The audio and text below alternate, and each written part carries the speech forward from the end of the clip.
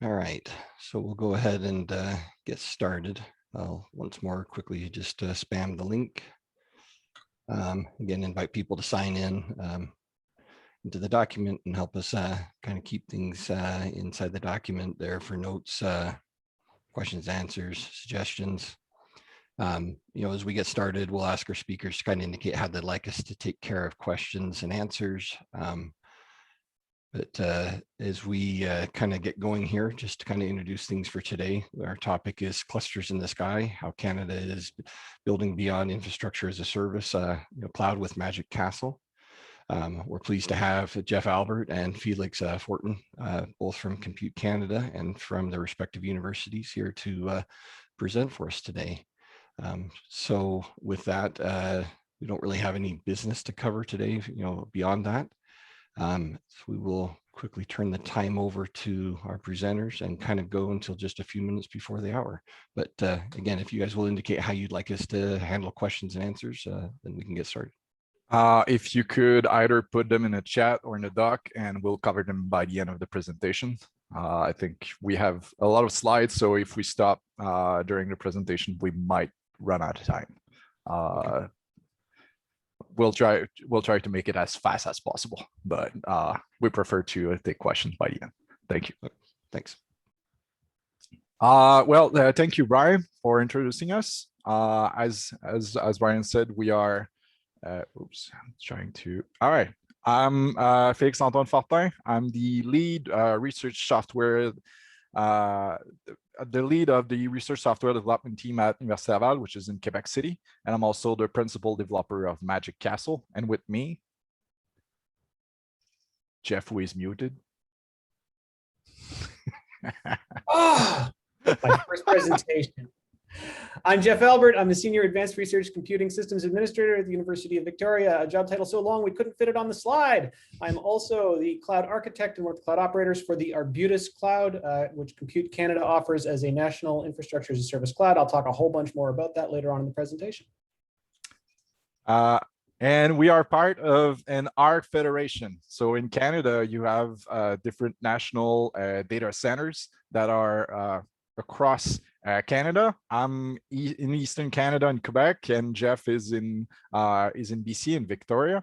So as you can see, we are truly coast to coast, and we are part of a federation. So there are different consortia that provide different services. Among these services, when I say federation, I mean the good kind of federation. Not the bad kind. We are kind of an utopia where we are trying to actually make our purpose is to further the progress of ARC in Canada. We currently provide scientific computing support staff, ARC training, high performance computing data centers, and OpenStack Cloud. And all of that is available to the research community in Canada for free. So the good kind of federation. And on that, I'll let Jeff give more information about cloud.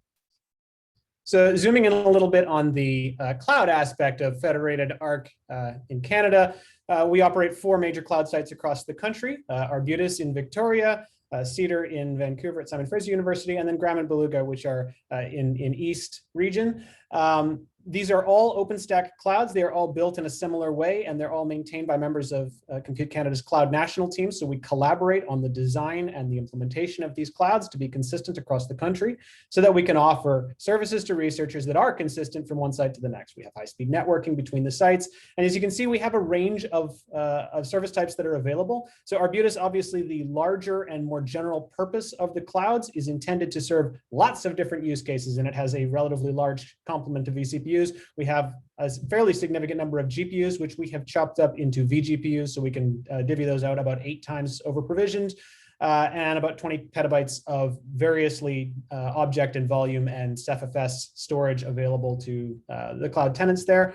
The other 3 sites are more HPC adjacent sites, so they are part of sites that also include supercomputer infrastructure, and the purpose of those clouds is largely to provide access to the data sets that are being produced from those HPC sites, but there's also a lot of general purpose cloud that's being done there as well. as we note from the flag that we've planted on the service model stack there, we are at the infrastructure as a service cloud offering level at this point. So each of these OpenStack clouds is providing the ability to researchers to produce on-demand virtual machines, virtual networks, virtual storage volumes, and to attach those things and tie them together. But they are still very much responsible for provisioning their own VM OSs, doing their own middleware and application configuration, and building whatever scientific workloads they need to build on top of infrastructure as a service. We know that the demand for these cloud resources is growing rapidly. I love to show this graph. I update this graph with some regularity, and it always looks the same, notwithstanding the little blip there at the far left, which is when we commissioned Arbutus Phase 2. So we migrated everybody over from what was a previous cloud onto what is now Arbutus, which is that very sudden jump of new projects. That line pretty much continues at that slope into eternity. And these are new projects. So this is people starting new things, provisioning new resources, adding new people. So this is net new stuff. And what we know people are doing on the cloud, these logos across the side here are things that we have seen people are actually doing for themselves in each one of these tenants. So lots of people are running Kubernetes, often to run things above them like Kubeflow, things like Jupyter Hub. We've got social sciences and humanities workloads that are really taking advantage of the persistence and interactivity that cloud can offer. So things like Islandora, Hub Zero, a big scientific platform that's for collaboration across domains. We've got people who are running tools they could not run in HPC environments like Windows services, ArcGIS, for example. You really can't do that today in the CCF HPC environments, but the cloud offers you the ability to provision a general purpose VM and run those tools there interactively if you like. Tools like Arshiny, tools like WordPress. People are publishing their research and needing to provide portal access to it. Lots of people have these needs, and they are taking advantage of the resources that are available to them. But not all projects can do everything that they need to do and do it safely, do it securely, do it with good privacy and cybersecurity protections, make it reliable and operational 24/7 without supports. When we provision infrastructure as a service, what we offer you is the ability to build out your own infrastructure and run it. Build your own VMs, build your own storage, build your own network, and operate it, which is something that your average system administrator would know how to do. But it's a pretty big ask to ask scientific projects, especially in emerging fields that don't have a well-developed history of Arc engagement, to step up and take responsibility for managing the IT and the engineering components of their infrastructure as a service cloud tenants. Some bigger projects, especially international collaborations, have the technical staff to take really good advantage of and build really quite large infrastructure on top of IaaS, but many projects don't. And that raises a serious question about equity of access. When we worry about projects that are smaller, projects that are newer, or projects that are trying to do more experimental things, potentially being disadvantaged in their access to these resources. And if only there were a tool that could create consistent platforms on the cloud to deliver consistent environments in which these projects could focus on their investigative work instead of on the IT and engineering parts. Which brings us to Magic Castle, an open source software that reproduced the Compute Canada HPC user experience, but in the cloud. And that project was born from a need in Compute Canada to replicate our environment, but it was made possible because Compute Canada actually had our Arbutus Cloud and had IaaS. So what is Magic Castle and how does it work? It's a pretty straightforward process that can be divided in 3 simple steps. First, you have to edit your infrastructure as code in a single file. Then you are going to contact you're going to have a command line tools that will contact your cloud provider API and actually create that infrastructure that you have described in a single text file. And then you will be able to connect to that new platform, that infrastructure that you just built, and actually use it, exploit it, and do your research, your training, or your development. So we're going to go together into these 3 steps this afternoon.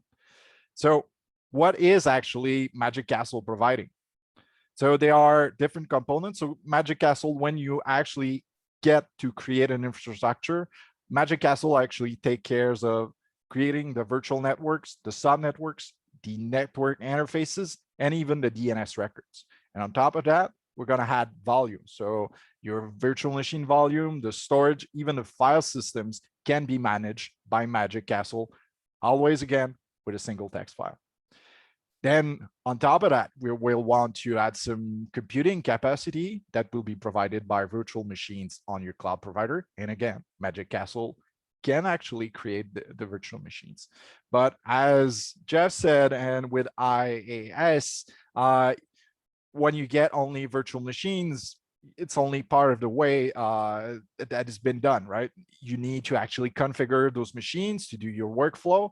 And actually, Magic Castle also provide configuration for those virtual machines and for the old stack. So you can then, with a single file, actually exploit something that looks like an HPC cluster, but in a cloud.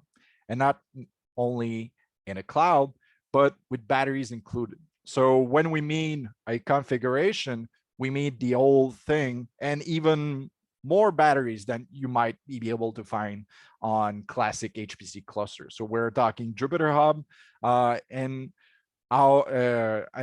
NVIDIA drivers are pre-installed, Globus, Singularity, everything is there. And when it comes to scientific software, everything is actually provided using either the Compute Canada software stack that is being made available through CVMFS that was presented at a previous CaRCC presentation by my colleague Maxime Boissonneau, or the new European version of that software stack that is called Easy.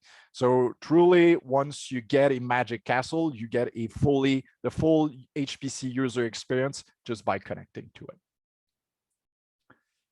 And what are the requirements? Well, first you need a cloud and access to a cloud provider, either on-prem if it is with OpenStack. So you could use Magic Castle, for example, on Jetstream. Or if you have access to a commercial cloud provider, you can use either Azure, Google Cloud, AWS, and even OVH, which is actually OpenStack underneath the covers. And then you need a tool that will read Magic Castle code, and that tool is Terraform, which is a open source software that read and execute the HashiCorp language code in which Magic Castle actually describes the infrastructure code. So that's it. And Terraform actually also has a cloud version of its command line tool that is working pretty well with Magic Castle also, but we won't cover that today. We will only cover the command line version of Terraform.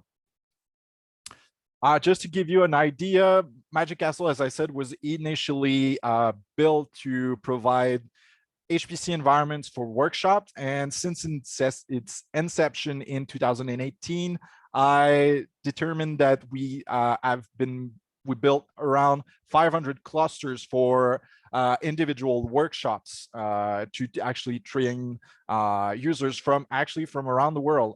Even recently, someone in Bangladesh used Magic Castle to create an HPC cluster in the cloud to teach ARC and to do ARC training. It's a pretty mature project. We are, as I said, we are entirely open source on GitHub, over 2,000 commits, 45 release. I try to release as oftenly as possible.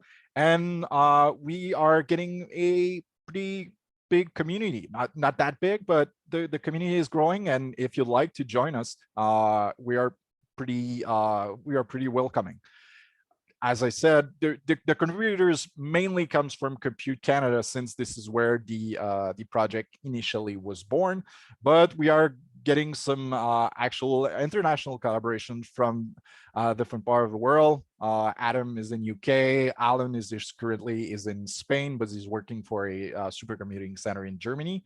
Eric is in Sweden, and Anderson is actually in Colorado. So we're getting there, and if you're interested in actually contributing to Magic Castle, we're looking for more contributors. So how does it work? So if we have some time, I'll do some live demos if you'd like. We might be short on time on that one, but we'll try that. So as I said, Magic Castle is actually just 3 simple steps. The first step we're going to cover is how can actually you can actually edit a text file to describe a whole HPC infrastructure. That might sound like a bit far-fetched, right? So the first step is actually to download Magic Castle release for your cloud of choice. So on GitHub, you will find one tarball or one zip file per cloud provider, and then you unarchive or uncompress that archive. What you will find are 3 different folders, but a single text file in the root folder. And this is the text file on which we are going to concentrate today. So that main text file, what does it contain? So on the left, you'll see there is some line numbers. And by the end of these slides where I present you the main.tf, we'll have covered at most 30 lines of code, and they are pretty simple. So when you actually open that file, what you will get is a module, and that module will be named after your cloud provider. And what it describes, that module actually has a source. So the different folder that we have seen on the previous slide is actually where the infrastructure as code is living. So it's a bit different from one cloud provider to another. But in Magic Castle, this is what the power of the project is, that we were able to infer some of the aspects that were common between cloud providers, and we are able to provide a single interface that is common to all the cloud providers to do the same stuff, that is being building an HPC cluster. So the source, if you are trying to build an HPC cluster, once you have downloaded the release, the source won't be modified. Then what you get is the config get URL. This is where, so as you might have seen in batteries included, Magic Castle instance or virtual machines are configured using Puppet. So that URL is actually where the Puppet code is actually living. But that could be changed to a different thing. We'll cover that later in the presentation today. And then the config version for each release of the actual infrastructure code, there's also a release of the configuration code, and those versions can or have to match. And in this case, it's 11.1, the latest Magic Castle release. Then I will say the funniest part of actually creating an HPC cluster, finding a name. So each time you create a Magic Castle cluster, you have the chance to actually express your imagination and find a name. I actually find, I'm not that original. I named most of my cluster after Marvel characters. So you'll find it, in this case, this is Thor. The domain, if you actually own a domain name that is registered in either under Google Cloud DNS or Cloudflare, Magic Castle can manage the record for the DNS for your domain. So it might be relevant. Otherwise, if you don't own a domain, you can just invent something in there, and it should be okay. And then the image, Magic Castle runs on CentOS 7 or 8. I don't know what's the future is coming with CentOS Stream. We're not there yet, but for now we're supporting CentOS 7 and 8. Then you actually get to describe what you want as an infrastructure. So the first component is actually your virtual machines or your instances. So what you get is a map or a hash or a dictionary, depending on the language that you are using. So those are those curly braces. On the left of the equal sign, you have a key, and on the right side of the equal sign, you have the value, and in this case, more curly braces. So what does it mean is that on the left, we are actually describing a management instance.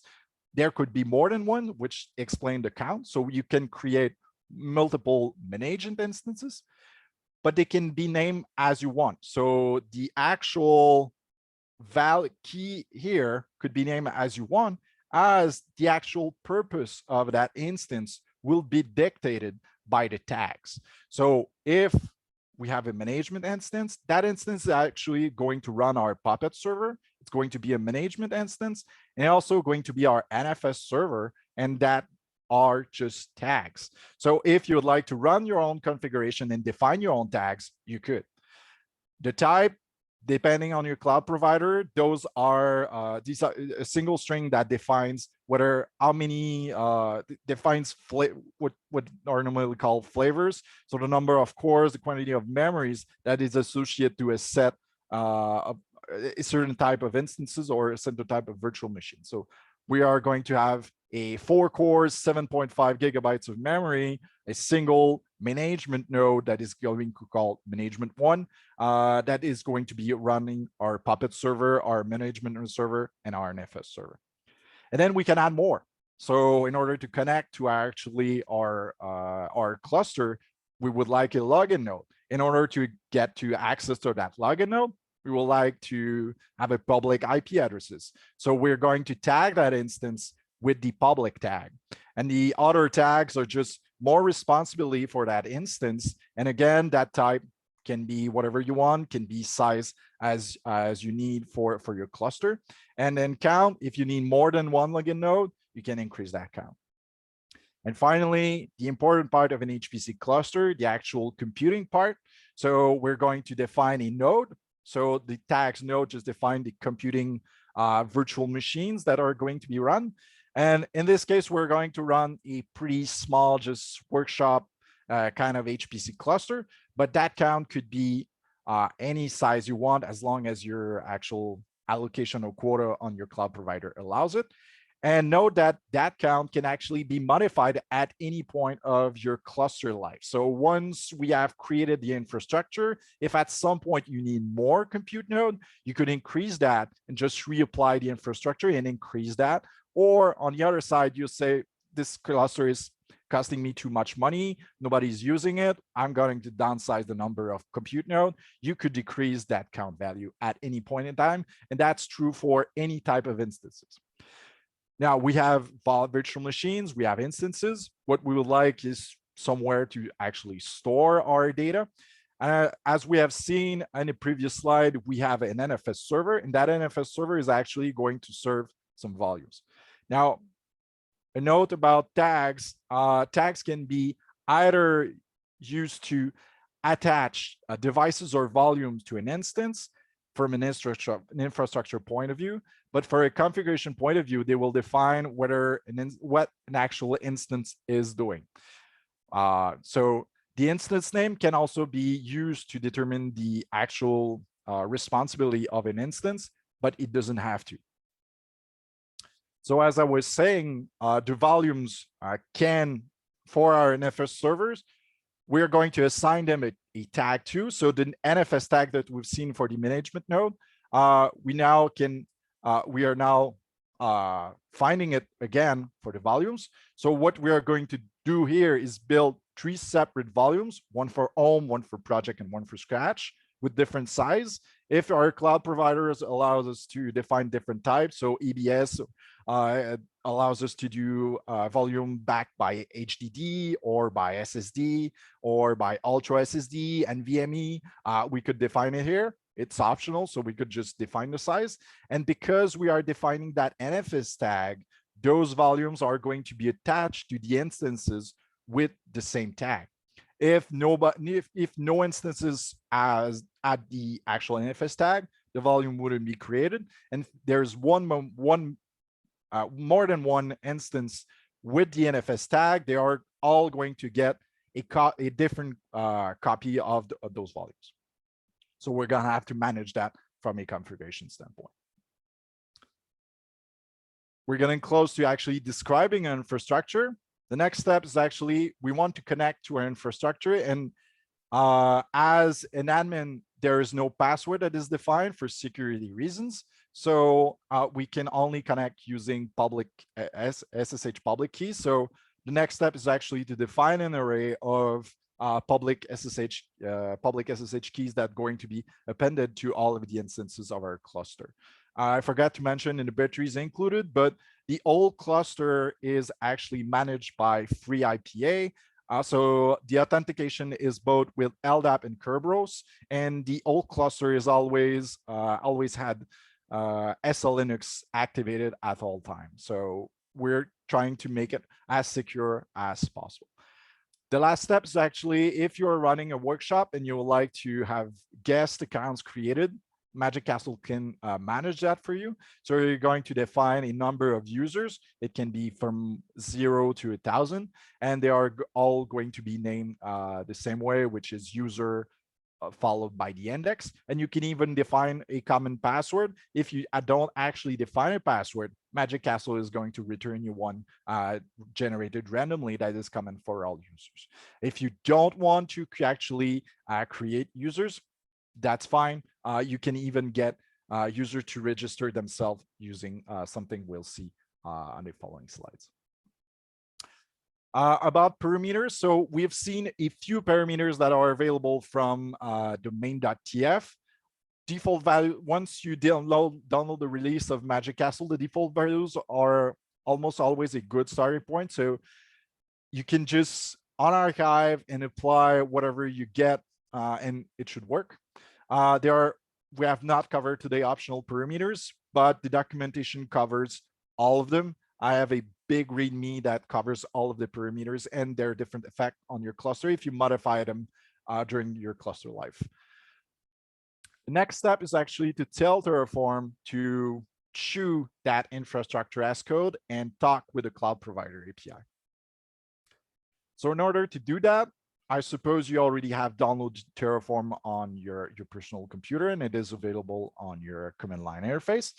All you have to do is, once you have a change directory inside of the Magic Castle release folder, you just call Terraform init. What it's going to do is parse the Magic Castle code and identify the different modules that are required by Magic Castle and download from Terraform registry the different modules that are required to talk with the cloud provider that you have selected. So it should take like 30 seconds or so. Those are Go modules that are being downloaded. You can download it once and have them in cache if you'd like. Next step is to talk with the cloud provider API in order to create the virtual resources. And that is being done by another single command line interface, Terraform Apply. So Terraform Apply is actually going to build a plan provided to you. So it's going to display you on the terminal every resources that Magic Castle is actually planning to create inside of your cloud provider. If you were to actually, instead of using the command line, if you were to actually use Terraform Cloud, you will get the same output. But with Terraform Cloud, one of the bonus features is that if you are using a commercial cloud provider, with that plan, you will also get a cost estimate of the actual cluster that you are going to build. So this is in Terraform Cloud, nothing specific to Magic Castle. If you're satisfied with the plan and potentially the cost associated with that plan, you just type yes, and then Magic Castle is going to do his stuff and create all of the virtual resources. Once the virtual resources are created, Terraform will eventually output the different accounts that have been created with their username and then password and their password. And also the host names if you have selected to actually create the DNS records associated with your cluster, or the public floating IP if you have any instances that are actually being public. So if there is no instance with the public tag, there won't be any floating IP available, and you could then connect to either your VPN or something else to your instance. It's not an issue. Now, we talked about creating an infrastructure, but in order to that infrastructure, when it is built, it is the configuration is actually being made from scratch with Puppet. So it takes some time. So you have to be patient a bit because all of the actual. So the first step, once your instances are up, the first thing that they are going to do is make sure that they are running the latest kernel and the latest version of currently all of the install packages, then reboot to make sure that we are running the latest kernel. And then we let Puppet do his stuff. So on one of the management instance or the instance that you have tagged as Puppet, we're going to run a Puppet server, and all the different other instances are going to run Puppet agents that are going to talk with Puppet, the Puppet server, retrieve their configuration and apply their configuration based on their tags in the following around 10 to 15 minutes, based mostly on the amount of bandwidth that you have available with your cloud provider or your on-prem OpenStack cloud, because most of the time is actually spent downloading RPMs.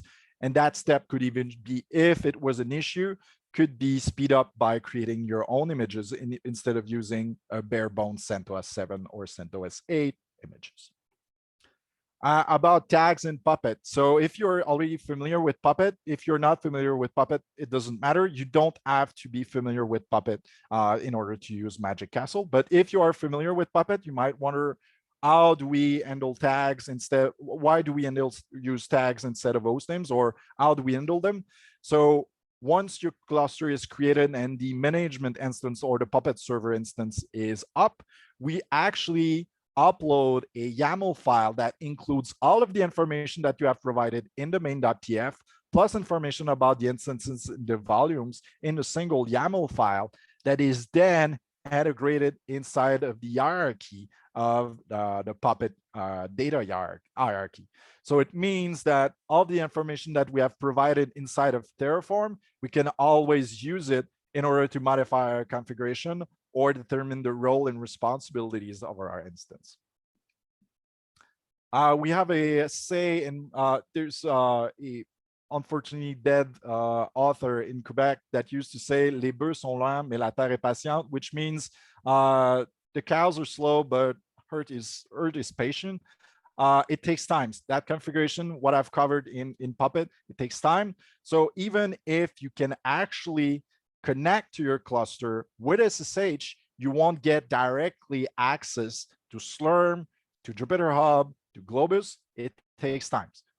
The idea behind Magic Castle is to always be able to reproduce those steps. So we always make them from scratch. But again, it could be optimized if required for some. Now, let's say we have waited around 20 minutes. We cannot only connect to our cluster using SSH, but we can use different HTTPS interface. So we can manage our users through the free IPA web interface at ipa.our-closed domain name. If you are using DNS records, you can also run a notebooks job on your HPC cluster using Jupyter Hub, or even transfer file with Globus, because if you enter Globus credentials,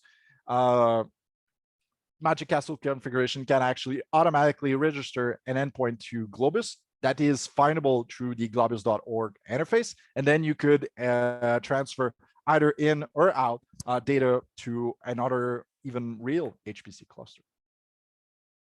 And as I said, if you wouldn't like to create dummy accounts, but you would like people to actually register to your cluster, there's even a button that allows people to create an account using a fabulous project that is called Moki, that has been built by University of Buffalo, that is currently integrated in Magic Castle.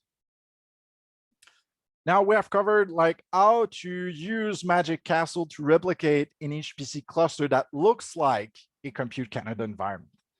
But recently, following the release of Magic Castle 10, I started talking with people from NCAR, and that opened my eyes on how we could actually use Magic Castle to describe virtually any kind of computer cluster infrastructure. So this is how we eventually integrated tags. If you go back at my presentation in 2020, there were no mention of tags, and it was pretty limited to just login management and node kind of instances. But following the integration of tags, you can actually describe any form of infrastructure using the single main.tf that is provided by Magic Castle. And when I mean virtually any computer cluster infrastructure, I mean Kubernetes, Lustre, Apache Spark, Elasticsearch, anything that starts or that ends with cluster and that can be installed with software, we can probably replicate it in the cloud with Magic Castle. And this is gives you an idea on how we could actually describe instances that are related to Kubernetes. So types, we have already covered that. Our tags, as I said, they are arbitrary. So in this case, we're going to have a controller that is going to be public. We are going to have some replicas that are not public, and we're going to have worker nodes. And this is how you actually describe a Kubernetes cluster in Magic Castle.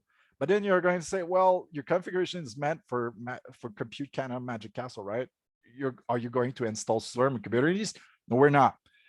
what we're going to do is actually configure the cluster with a different Puppet config. And those Puppet config are available on GitHub. So I'm not saying we are expert in Kubernetes. The most advanced Puppet environment for now is to replicate the Compute Canada environment. We have created proof of concept for Kubernetes, Lustre, Spark, and Elasticsearch environment.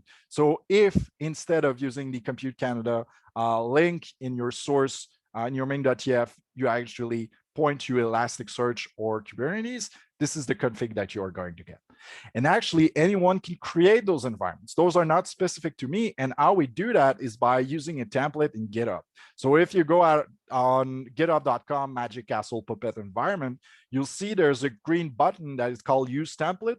And you could spawn the base. It is going to copy the base environment of Magic Castle. And then you can add whatever you like, describe your instance as you would like, and put that new repo inside of your main.tf. There you go. You get the benefit of the single description of an infrastructure using Magic Castle infrastructure as code, and then you can use your own configuration of those resources using a single line in your config in your main.tf, which stands in the config get URL. So in summary, Magic Castle is the foundation of a potentially new cluster as a service on top of which platform will be built or can be built. Anyone can actually, and anyone in this room, anyone in the world can actually create their own environment using the GitHub template. And every infrastructure and configuration component can actually be mixed and matched.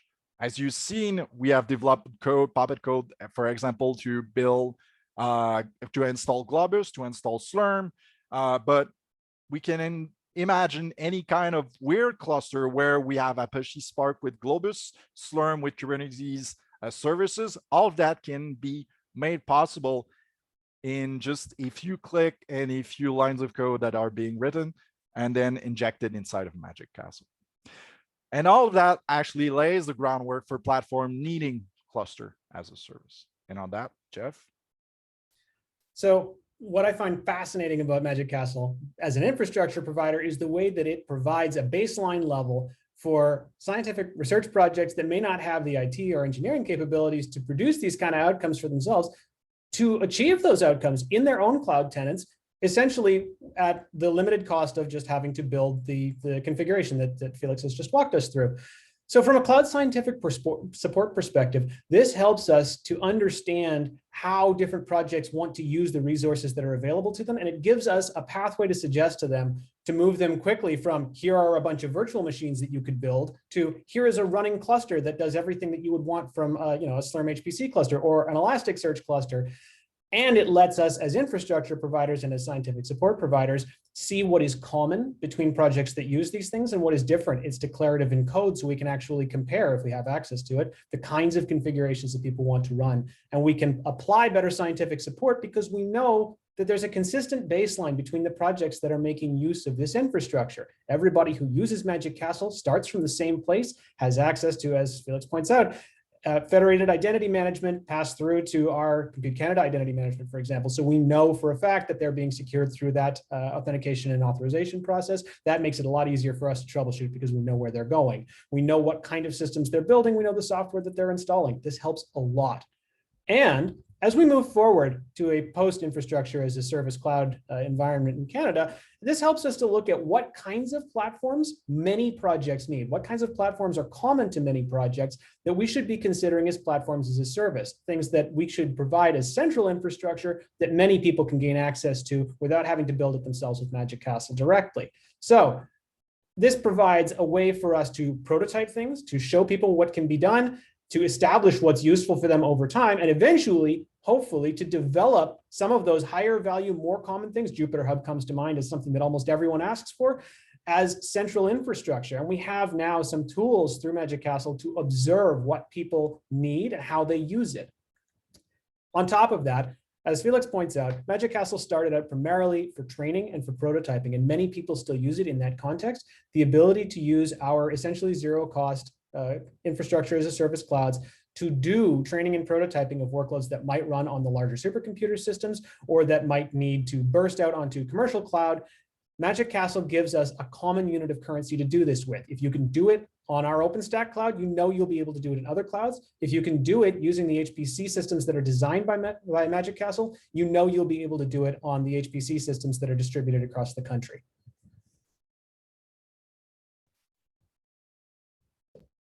So if you'd like to know more, you're free to visit the different references that we have put up on the latest slide. You can also reach either Jeff or me directly by email or on GitHub or whatever. And on that, I think we are able to take questions, or I can do live demos if they are part of the question. The latest link you will find on the contact and references is MC Hub that I have not covered today because we will be running out of time. But MC Hub is actually an example of a platform that can be built using or on top of Magic Castle, and it's actually a web portal that we are making available for both our researchers and analysts inside of Compute Canada that don't want to use the Terraform CLI. So they log in using their Compute Canada credentials, and they have a nice UI to actually spawn a Magic Castle cluster by filling a simple web form that is being dynamic and updated based on the resource available on our bidders.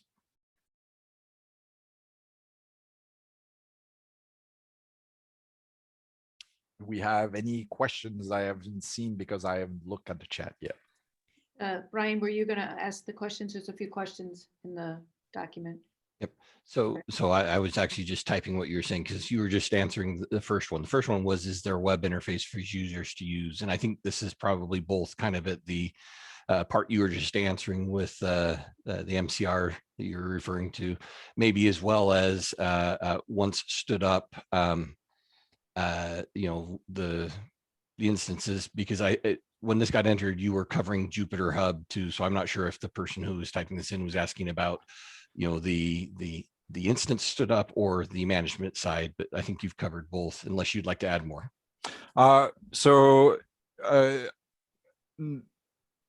You're right. You have user interfaces and web interfaces for once the cluster is built, and we are actually also working on user interfaces for that replaces the command line interfaces, and we have deployment of those interfaces for Compute Canada users, but we also have actual Ansible rulebooks. So anyone who would like to use the Magic Castle web interface for its own purpose or its own cloud can just recover our Ansible rulebooks and deploy it using, for example, their own IDP. So the second question, again, part of your slides partially covered it, but I'll just throw it out so you can kind of cover it in whole. It says, can I have specialized nodes such as data transfer nodes? Yes. So in this currently, all of the role and responsibility, for example, related to proxying and login nodes and data transfer node are currently all combined on a single node that is the login node. But those role and responsibility can actually be managed through the tags. So we could create a new tags that is called, for example, data management, and then move it to a separate node that would, for example, have a public interface, a beefier network, or a beefier kind of instances to manage the actual data transfer. So it would be possible, and you can actually describe the infrastructure as you like. And if there are some aspect of the configuration that are missing, we can manage to actually add them if required. So maybe a question I'd throw out that would be kind of related to how you guys started the presentation, where you mentioned that you know, as people came in just standing up VMs and recognizing that they weren't prepared for the IT responsibility, and you know, whether you know, clearly there's a security implication, you know, inside of that statement.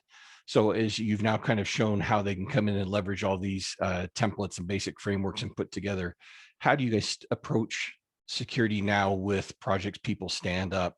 Is there still an opportunity that somebody can come back with a complex setup and ask kind of for you to work with them to do a review? You know, what kind of collaborations, interactions do you still have with them in that regard? That's a good question. We are at the very beginning of that relationship, so we haven't had the opportunity to interact with on those kind of problems. But the advantage that we have is that everything is actually laid down in code. And if an actual researchers or someone would like for us to actually interact with their setup and ask questions or actually audit the security of their new setup that is based on Magic Castle, we would actually at least require that have access and that their whole configuration is managed through some code that we can actually review too. So I tend to say that the Magic Castle is currently the only in the Federation is the only HPC cluster between quotes that is fully auditable, because we always build it from scratch. There is no small deviation from production or from that production code because somebody did a yum install or somebody tried to modify some config file in prod. We are always building from scratch. And if somebody would like for us to help them on the security standpoint or help them with cluster, we would actually at least require that everything is still managed through configuration code and not just because once you actually spawn in a Magic Castle cluster, there's nothing like that stops you from modifying the configuration file and deactivating Puppet, but it would be a showstopper for us to help them if they are not properly doing their configuration using Git and code. Thank you.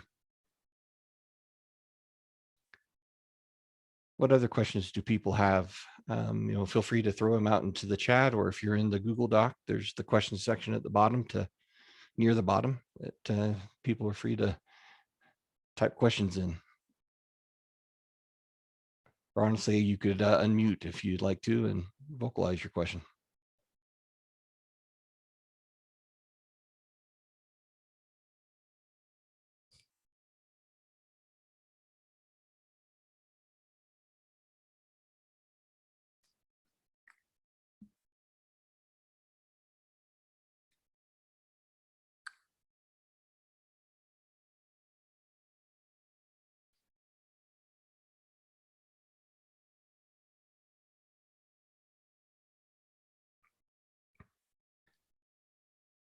There's no question.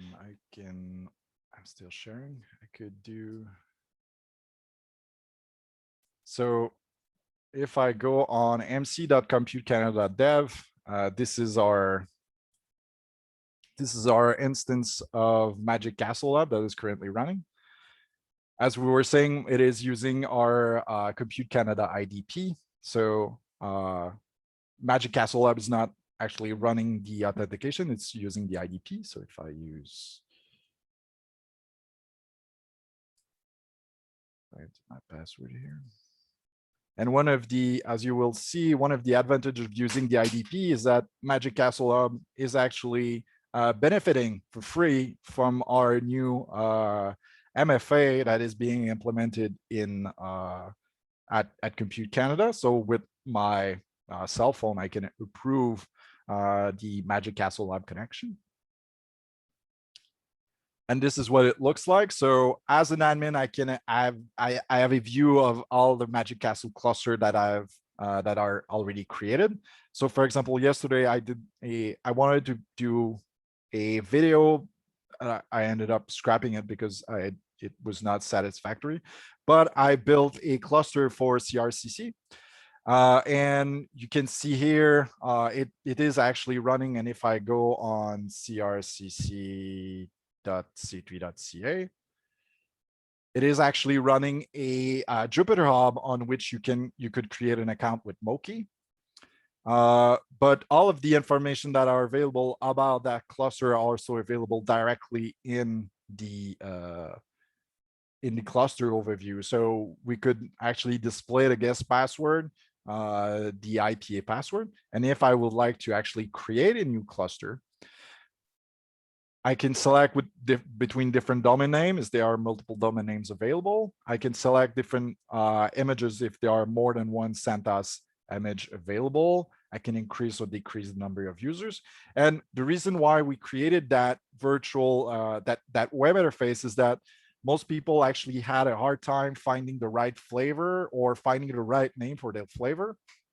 So we actually fetched that information from OpenStack API. So currently, Magic Castle Hub is more tightly coupled to OpenStack API than just Magic Castle is, which is not at all. But in order to retrieve those information about the different flavors that are available, we had to make that coupling. So see if someone would like to do an MC Hub for Azure or for AWS, there are some work that are required. So for example, we can, for compute nodes, we could select to spawn virtual GPUs because Arbitrus has vGrid NVIDIA virtual GPUs. And currently Magic Castle Hub is running an older version of Magic Castle, so there's still some wording that is a bit different. But all of the small counters are updated automatically based on the quota of the project that is being run on. Then you can enter your SSH public key and eventually click apply in order to create a cluster. I could create one if I want. There's still no questions.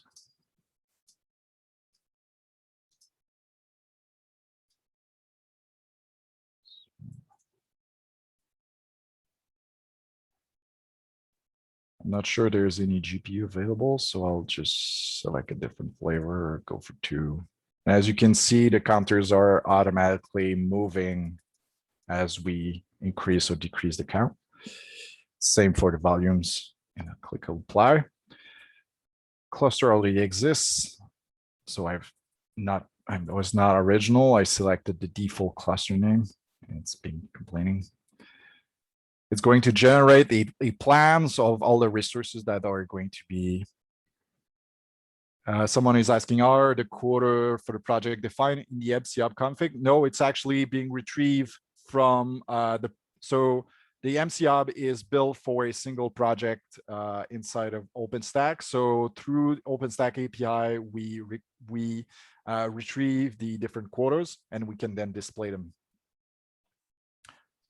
This is the plan. So these are the different resources that are going to be created, just as it's just more conveniently displayed than it would be on the terminal. And when we click on yes, we have a live update of the creation of our resources, and it's running.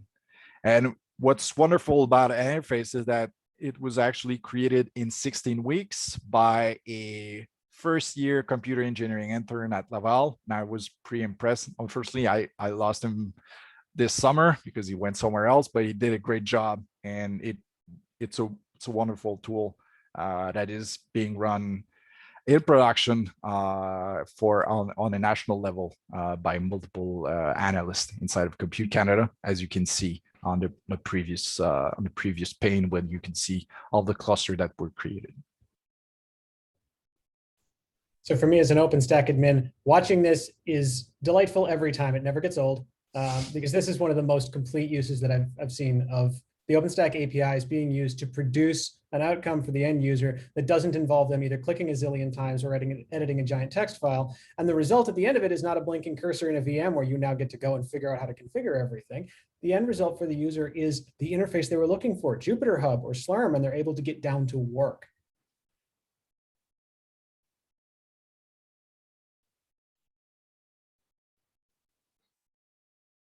So whether or not you're looking at this through the hub view or through the CLI view, do you see a lot of projects kind of coming in, being defined once and using for a very long term, or do you see a lot of projects coming in and being very transient, used for a window of time, torn down, something new stood up later? You know, what are your observations? For now, it's mostly transient. There's a few instances that were created for a longer kind of projects.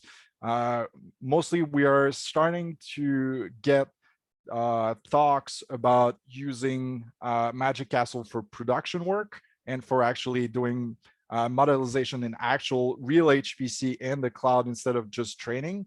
And these are the case where I expect we are going to see Magic Castle cluster standing for a longer terms up than our original use cases where we were deploying Magic Castle cluster mostly for training or to do Jupyter Hub batch spawner development or any kind of quick and dirty way of testing workflows on an HPC cluster without actually bugging our production data centers. One thing to think about in the context of sort of cloud efficiency is that having very long running persistent resources that are persistent, not necessarily because they're doing something, but because you want to preserve their state so that you can start using them again the way that they were, is a pretty tough thing. It requires a lot of over provisioning, and especially in high performance settings where we don't want to do CPU over provisioning, to hold a long running cluster that's not necessarily doing anything is relatively inefficient. So being able to use Magic Castle to define the state of a cluster that you want and be able to know that you can tear it down and build it back up at will and have that same outcome, as Felix says, without wondering whether there's some special thing hidden away in the config that nobody knows about because somebody logged in and did it by hand. That lets us be a lot more aggressive about, let's build this thing, let's do some stuff, export the data out to a more persistent resource, and then tear it down. We don't need it anymore. We can build it again whenever we want. So with what you just said, then what is the complementary answer when you're talking about exporting that data out? Is there then storage that you guys offer for them to export to and then re-import from, especially if they're standing something back up that had that persistent need for the data? Yeah, so right now, most Magic Castles are being built on volume storage that's being provisioned directly to the VMs, and that's where the data is being writ. We are providing now both Object Store and CephFS shared file system at the back end, which can be per tenant or multi-tenant. So there's an opportunity there to dump data out from the workload that's being run in one of these clusters to something that persists after the life of the cluster and can be potentially mounted again into a new cluster when needed. Okay, so your Object Store isn't being torn down necessarily at the end of the, okay.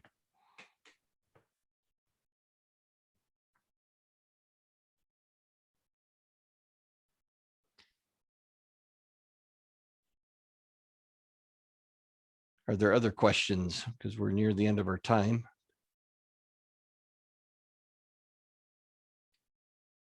Stop sharing. Well, we'll watch the chat for a moment, see if anybody throws any more questions out, but we really appreciate the time and effort, Felix and Jeff, that you've put into this presentation. This was very good. Thank you. Thanks very much for your time today. I appreciate it.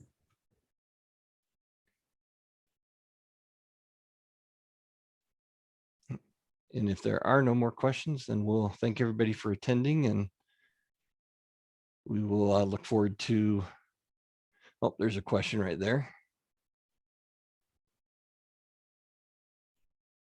Oh, maybe there's not.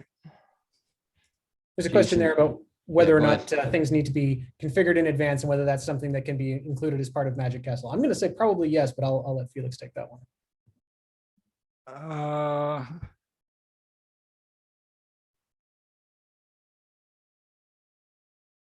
I'm not sure I fully understand the question, so we might take this offline. Feel free to reach out either through the issues on Magic Castle or through my email that is available in the slides. But yeah, for example, for training, we actually, Magic Castle handles all of the configuration of the instances, but once we want to get data inside of the home users for training for the actual workshop, we download it afterward, and there is no, the config won't be deleted. It's considered as data inside of the Magic Castle cluster. So it's, once it's built, it's fully yours. You are free to modify the configuration even if you like. It doesn't have to be part of the actual Magic Castle configuration. It's just easier for us to help a researchers or an analyst that would have his actual configuration inside of a Git repo or using the same workflow as we are using, if they would like some help on their configuration.